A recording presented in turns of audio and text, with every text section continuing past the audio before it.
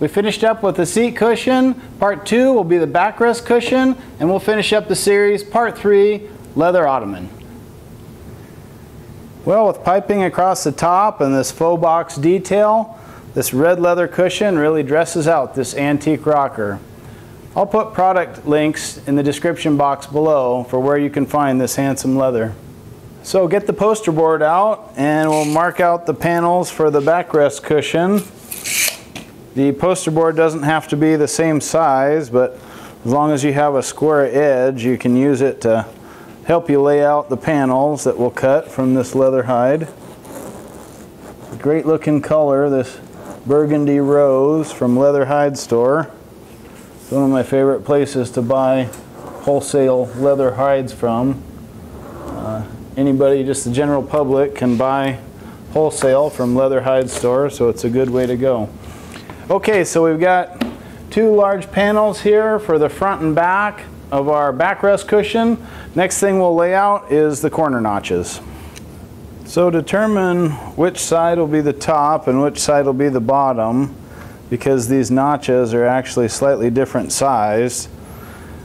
Because this is a 4-inch wide cushion, 4-inch deep cushion, you'll need to make 2-inch notches at the top.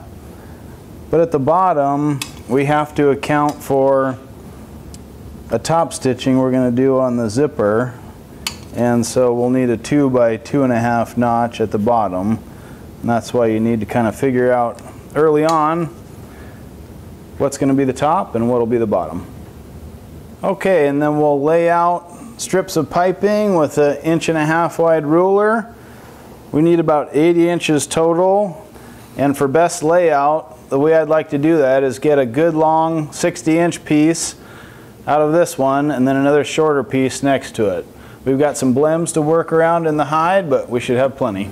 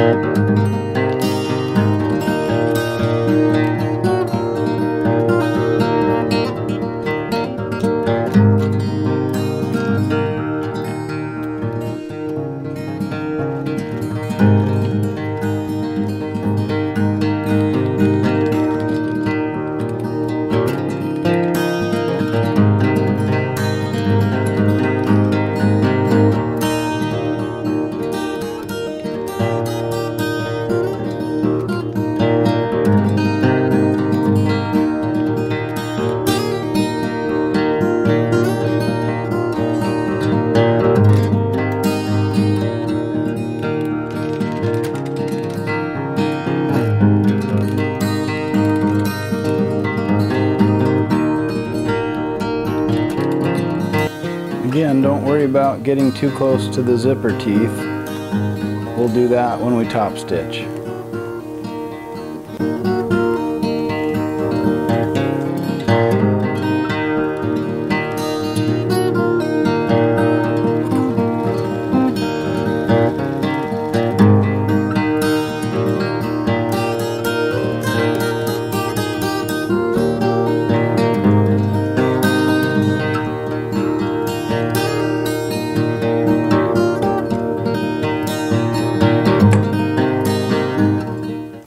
And then we'll go ahead and turn the zipper under and we'll be able to top stitch. You don't have to get super close to the teeth, but just enough to make it a little more attractive. Get 2 or 3 stitches in and back tack a bit. Okay, and then once you're started, you can straighten things out. Go ahead and top stitch down the zipper. Sure nice having a servo motor, and I'm actually running a speed reducer too, so I can go just as slow as I want for the more delicate work. Okay, we'll just finish top stitching down the zipper.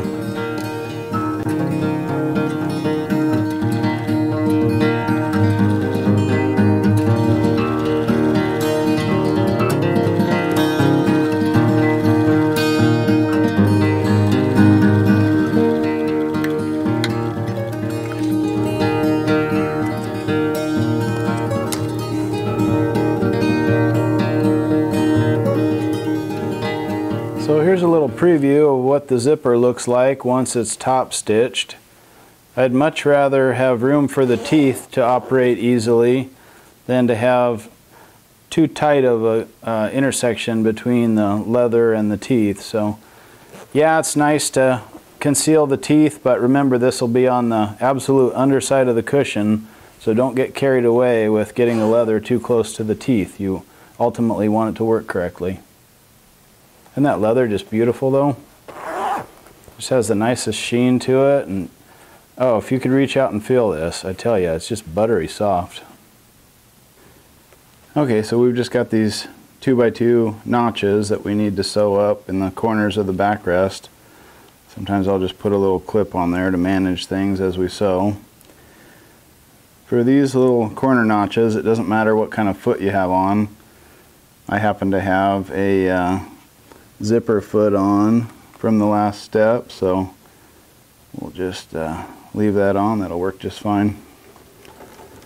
Hold your thread back and back tack real well, and just sew down that 1/2 inch seam.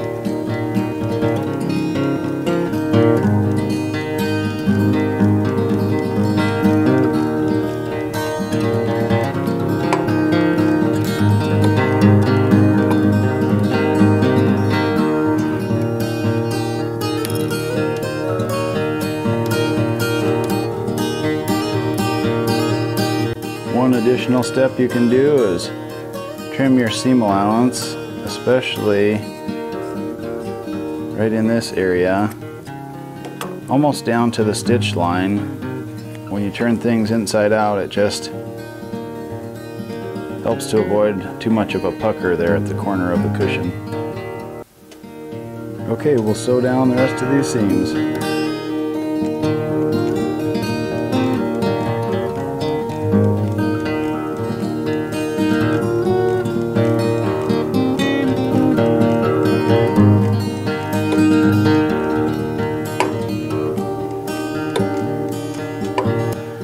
So when we were planning the corner notches for our backrest cushion, this is why the height of the notch is 2.5 inches and the width is only 2, so that our edges will align a little better, because top stitching the zipper does eat up a little bit of leather length. So we'll just finish stitching that. So the whole thing with aligning the piping is you want to fold the piping in half, and particularly make your joints, if you have any, line up, and then mark a center mark at the top, and you'll use that to align that center mark with the top center mark of your front panel. And a lot of upholstery folks will just sew the piping in place. I've talked about my theory a lot on stapling, but I prefer to staple it in place just so there's not so many thread perforations right along the same seam. If you do though like to sew it, I would recommend sewing the piping to the front plate with a zipper foot. That way when you sew your final perimeter seam with a piping foot, all the thread holes won't be right on the same line. Leads to a stronger and better looking cushion. So as you're stapling the piping to the front panel and you get close to a corner, just put a series of nicks right in the seam allowance of the piping.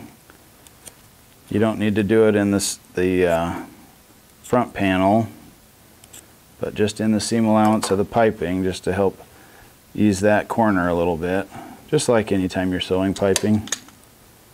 And continue stapling. If you can put the staples so that they're set from the outside, the suede side of the leather, they're actually easier to pull as you finish up the assembly of the cushion. As you come to the seam of the faux box cushion, fold that seam allowance open and see if you can get a staple right there coming from the suede side. That'll make sure when you sew it, it'll be laying just the way you want it. And then just zip the front and back of your backrest cushion together.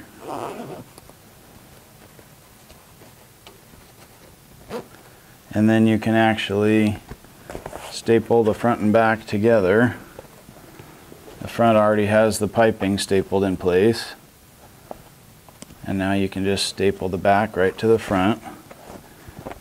As you do so, just align your center marks at the top. That's a good starting point.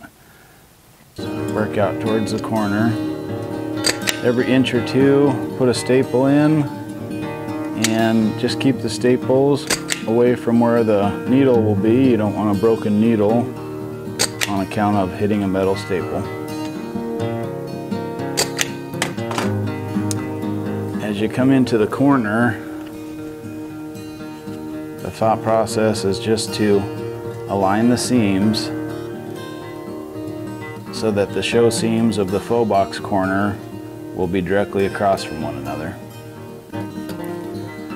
Okay, so the time has finally come where we can stitch around the perimeter of the backrest cushion. A lot of times I'll just start up at the top. We've got our piping foot on, and you want to just make sure that the piping finds that little hollow in the bottom of your piping foot. Back tack to get started, and we'll sew down half of the cushion here.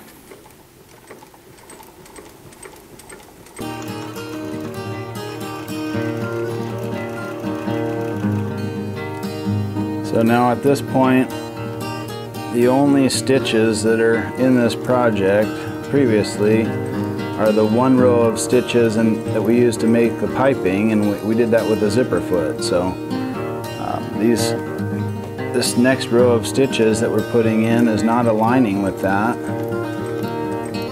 The zipper foot puts the stitches a little bit further from the piping compared to the piping foot.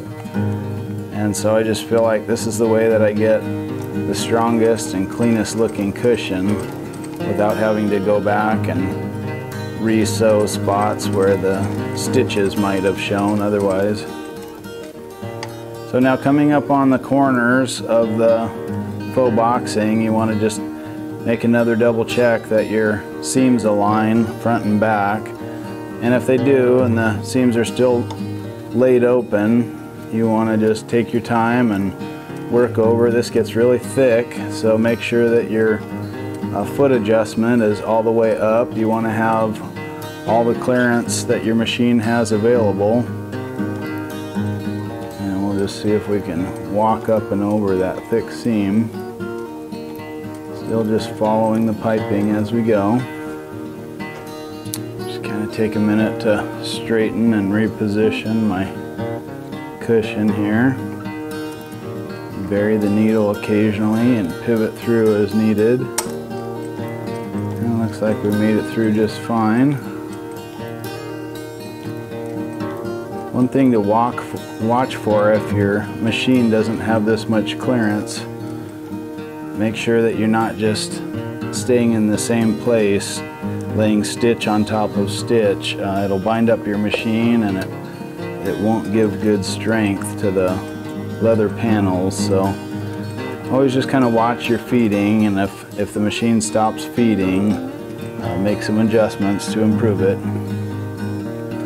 So we'll carry on and stitch down this side of the cushion.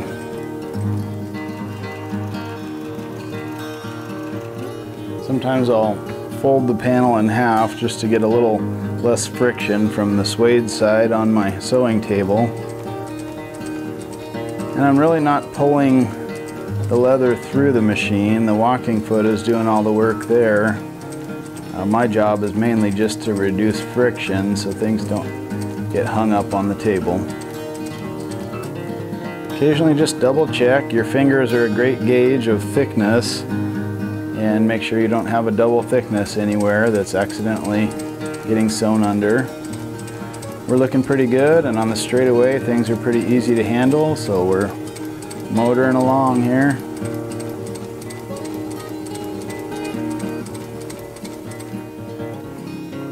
It's a good idea to check your stitches as you go. I'm amazed at how many people behind a sewing machine pay no attention to this until they're done. You want to make sure that you don't have any loose loops on the bottom. If that were the case, of course, increase your upper tension slightly. get used to your machine's adjustments and adjust them frequently. Every new leather or material is going to have a different thickness, and you'll need to set the tension on that before you get started with the specific material or leather that you happen to be using.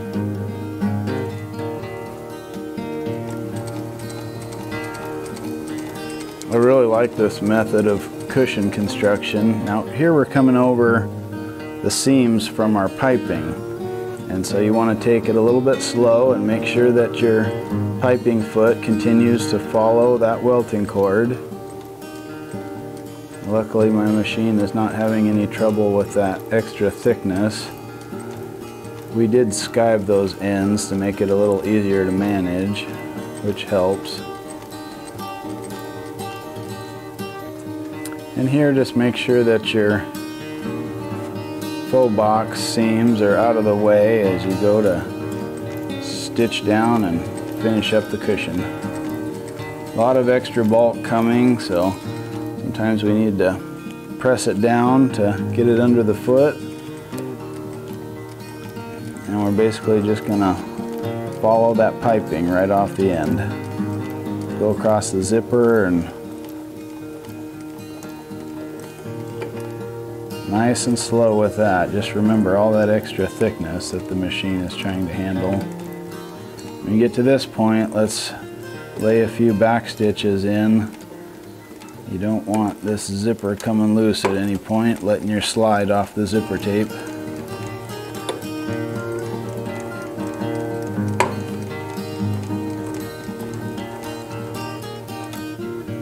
And from there, we'll come back up to the top. We can see our trailing threads where we left off.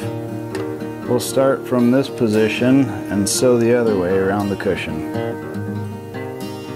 So now coming the other way around, we've already done some back tacking to start the stitch again, and we'll sew down the other side of the cushion.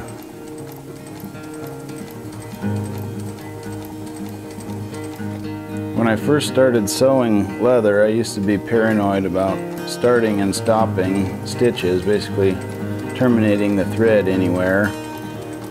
And in these blind seams, it really doesn't matter. You can stop and start anywhere you need to.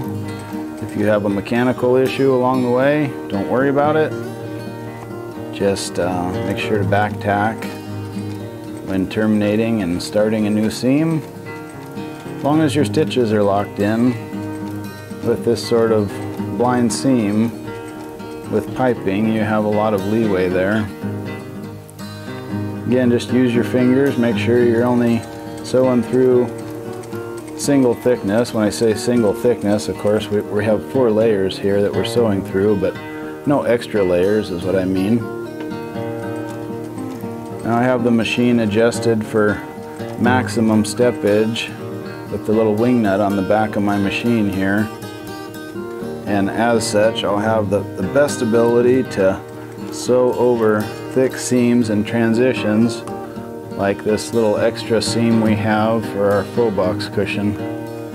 Looks like we're laid flat top and bottom, so we can carry on through this seam.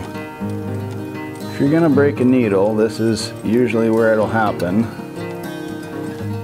I'm sewing with 92 weight thread, and for that I like to have a size 20 needle. You could get away with a size 19, but I always select a size 20 leather point needle for sewing with 92 weight thread, just because it has a little more resistance to needle breakage. And we're just about around that corner. Once we get on the final straightaway, things will move along for us. And you can see I've kept my staples outside of my stitch line. It doesn't seem like much to hit a little staple with your needle, but believe it or not, that can cause a needle breakage. So plan ahead of time where your staples go and make sure they're not going to be in your intended stitching path.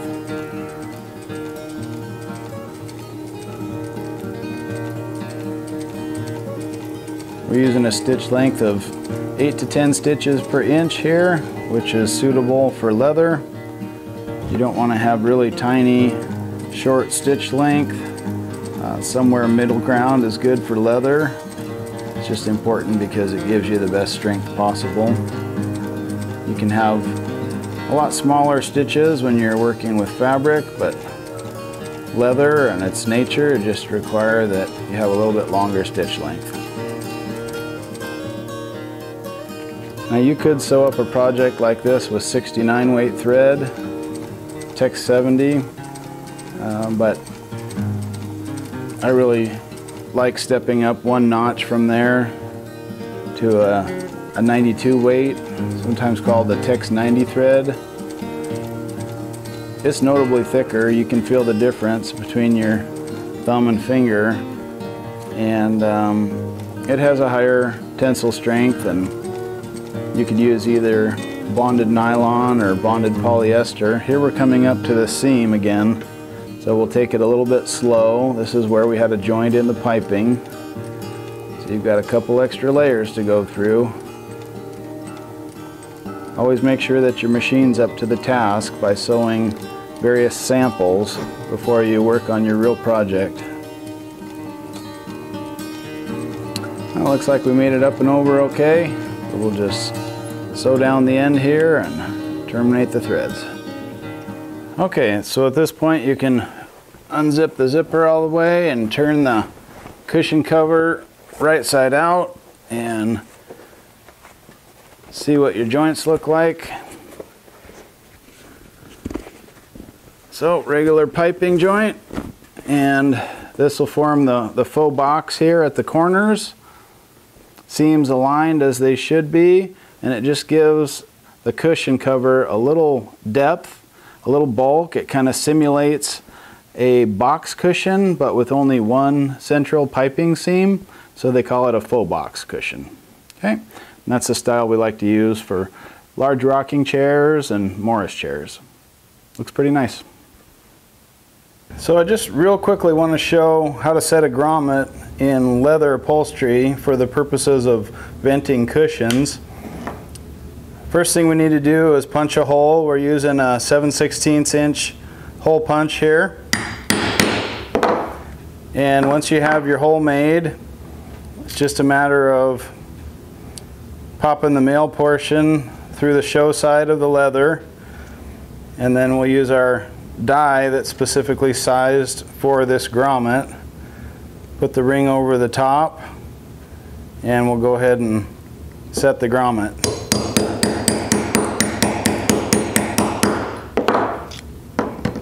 Okay, so you get a nice tight fit. Looks pretty decent on the underside, but has a nice appearance on the show side. The way I use these grommets, they're down at the bottom of the cushion anyway. You never see them, but it is really important structurally to be able to vent leather cushions so you don't stress the seams. Okay, so that's what we aim to do, is just these basic open grommets. I do have a slip cover on the cushion inside, so I'm not worried about any of the dust or little bits from the batting coming off and exiting out the holes. If you do have just a raw cushion with no dust cover, or no slip cover rather, you might want to use special grommets that have a screen over the vent, but in my case these will be fine. And so that all seems to be working fine. We'll go ahead and cut it in this little boxing area near the zipper, and we'll just cut 3 holes, one about midway, right in there. Will be good.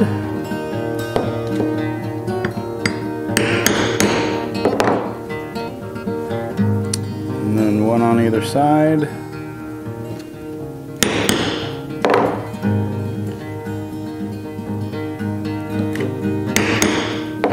Okay, with our holes punched, we can slip the male portion of the grommet in from the bottom and set that on the die. The ring goes on the top. Just want to make sure that that's seated. There we go.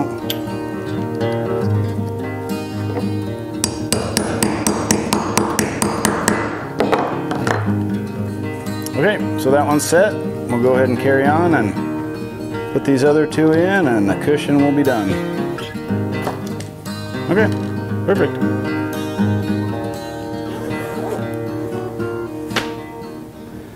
Okay guys, that's it for part 2 on this how-to series for leather upholstery for your antique rocking chair.